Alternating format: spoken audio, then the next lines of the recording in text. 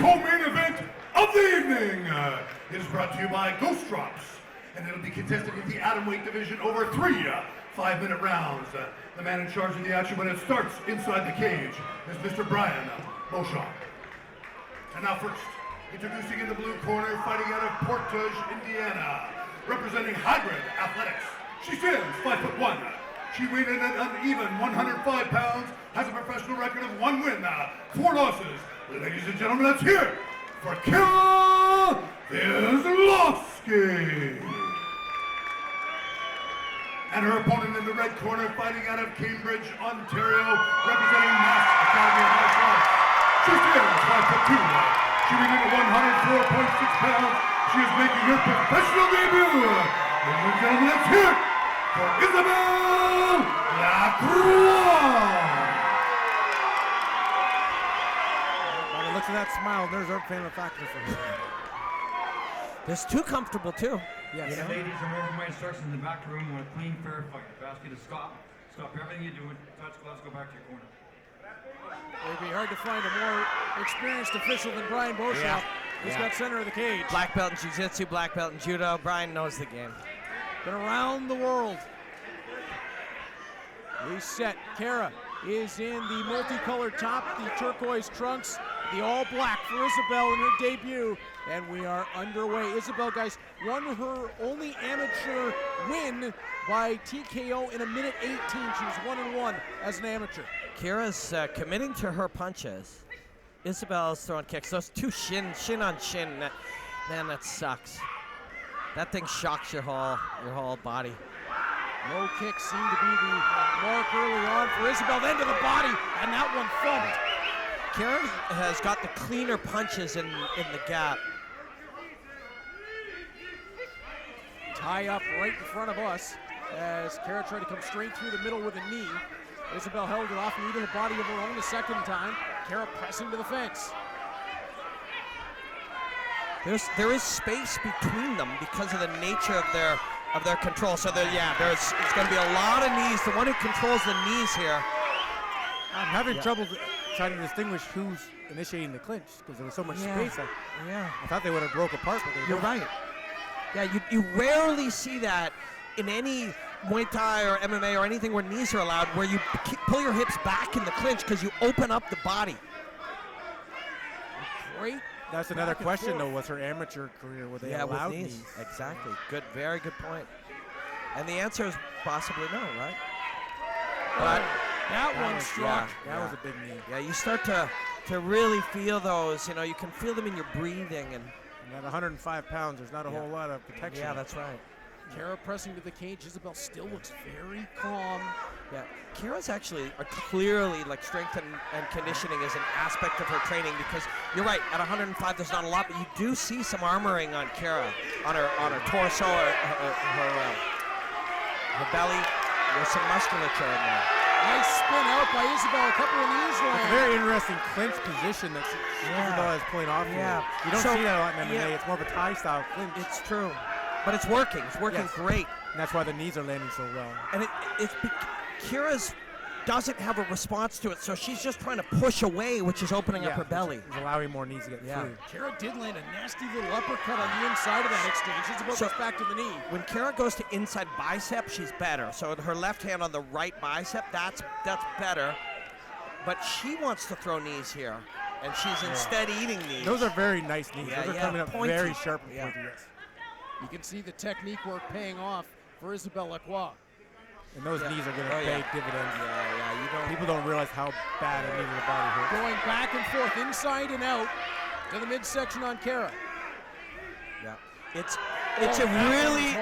not just the techniques, it's the recognition that it's there. Yeah. So she found a spot that's working, and she just keeps doing it.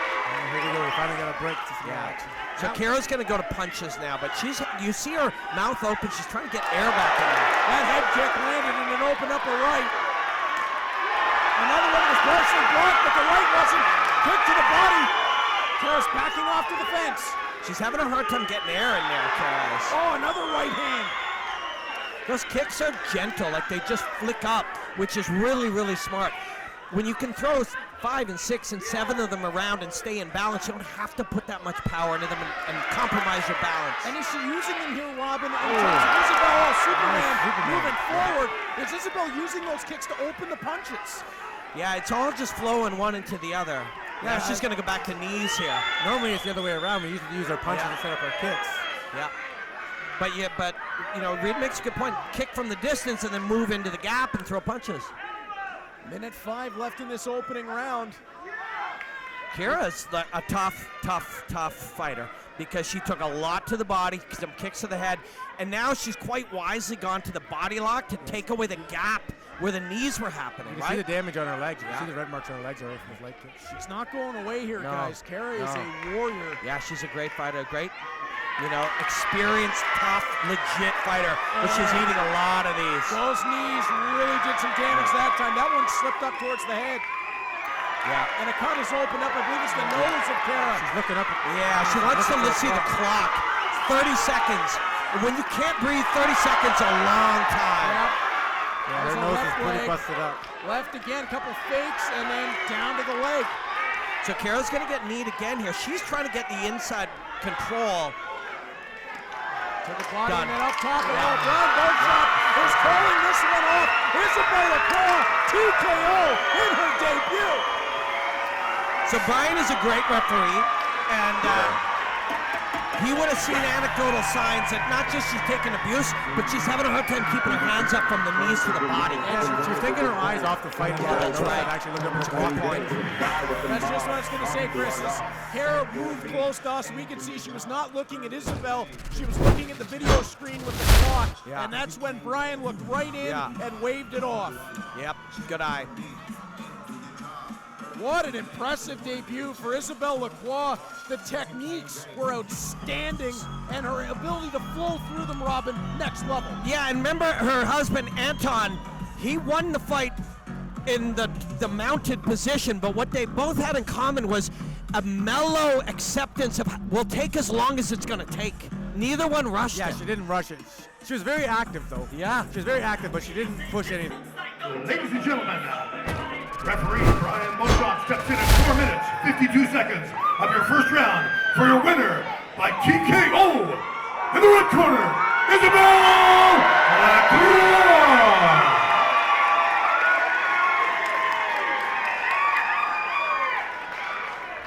Hello, Isabel Lacroix. Good. You're smiling, and you should be. That was a fantastic performance. I know she would love to have fought more, but Brian did a great job because she was starting to look away and look at the clock and having a hard time breathing from the knees to the body. One thing you and your husband Anton had in common, the fights looked completely different, but you both had like a patient maturity to the way you approached the fight. Yeah, that definitely comes with experience. I was tying her up in the clinch and I was like, man, like why isn't this done yet? Like why haven't I finished her? And I was like, keep her here, this is good, like it's on the right path. So once you recognized that the positioning of that clinch allowed you to knee, you saw a spot and you just kept going back to it. Yeah, I could tell her body was getting into it. That was my opening. It's gotta feel good. How did you feel after you saw your husband win? Did it add pressure to you, or did it kind of vitalize you? It definitely took some pressure off. I mean, I'm nervous for him, but seeing him do it just like reaffirmed everything that we are doing well and we are professionals. Like we know what to do. Yeah, you are now professional mixed martial artists, both undefeated.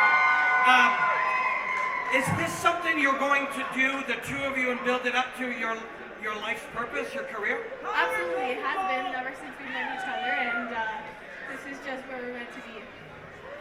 You gotta thank Crew Chris, just like you do. Oh, Crew Chris is the man. I love you, Crew Chris. Thank you for everything that you do for us. You're like a father figure, but also like a best friend to us, so it really is special. You guys are young. You don't realize how great pioneers like your coach, how important they were not just to you guys, but to martial arts in Canada. Yeah, he's been around for a very long time. I feel like everybody either knows him. He's old.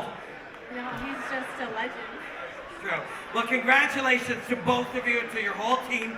And will you be back in April to fight again? Yeah, absolutely. I love Prospect. Yes, he's the best. Congratulations, Isabel.